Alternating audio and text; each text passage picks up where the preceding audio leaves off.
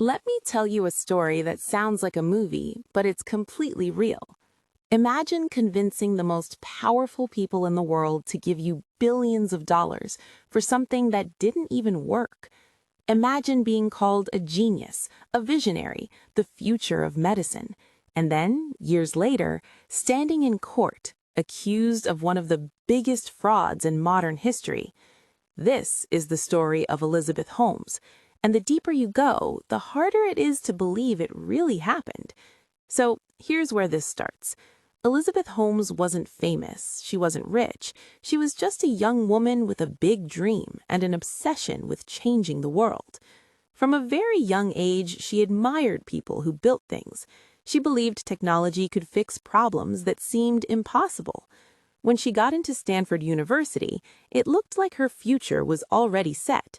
But at 19, she made a decision that shocked everyone. She dropped out. She told her family she was building something revolutionary. She called it Theranos. At the time, most people thought it was crazy, but what she said next changed everything. She told investors and doctors that her company could run hundreds of medical tests using just a few drops of blood from your finger. No needles, no pain. Fast, cheap, accessible. It sounded like the future. And here's the thing. People wanted it to be true. Because millions of people are afraid of blood tests. Hospitals wanted faster results. Governments wanted cheaper healthcare. So when she spoke, people listened. Money started pouring in. Powerful politicians joined her board. Famous business leaders supported her. The media called her the next Steve Jobs. She even dressed like him. Black turtlenecks, simple style, calm confidence.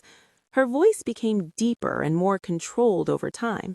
People said she had a hypnotic presence. At one point, her company was valued at around $9 billion. She became the youngest self-made female billionaire. But behind closed doors, the truth was very different. The technology didn't work. The machines failed. The results were unreliable. And this is where the story becomes disturbing. Instead of stopping, the company kept moving forward. Why? Because now too much was at stake. Money, reputation, power. Employees who raised concerns reportedly faced pressure. Departments were separated. Very few people saw the full picture. Fear and secrecy protected the illusion. Here's something many people don't realize. In Silicon Valley, there's a mindset: fake it till you make it. Many companies promise the future before it exists. Investors expect risk. So when Holmes said the technology would eventually work, many believed her. They didn't want to miss the next big thing, and this allowed the lie to grow. Eventually, some employees couldn't stay silent. They spoke to a journalist at the Wall Street Journal. At first, people didn't want to believe it. How could such a powerful company be built on something so fragile?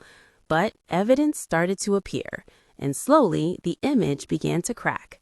Everything collapsed fast. Partners pulled out, regulators stepped in, the company shut down, investors lost billions, patients began questioning their results. The world watched in shock, because this wasn't just business, it was trust. Years later, Elizabeth Holmes stood in court. The same woman once celebrated as a genius, now accused of fraud. The trial became global news. Some people still believed she was a visionary. Others saw her as a symbol of deception. The debate was intense. Was she a criminal or someone who believed in her dream too much? In 2022, she was convicted. From billionaire to prison, from icon to warning. But the most disturbing part isn't just what she did, it's how easily people believed. She didn't just sell a product, she sold a story. She sold hope. Confidence made people trust her. Charisma made people ignore doubts. Urgency made people act. This is the power of manipulation, and it works more often than we think. So here's the question. If someone like Elizabeth Holmes walked into your life today, would you believe them? Or would you see the warning signs? Let me know in the comments. And if you want more real, shocking stories about power, deception, and the psychology behind crime, subscribe and turn on notifications, because the next story will make you question everything you think you know.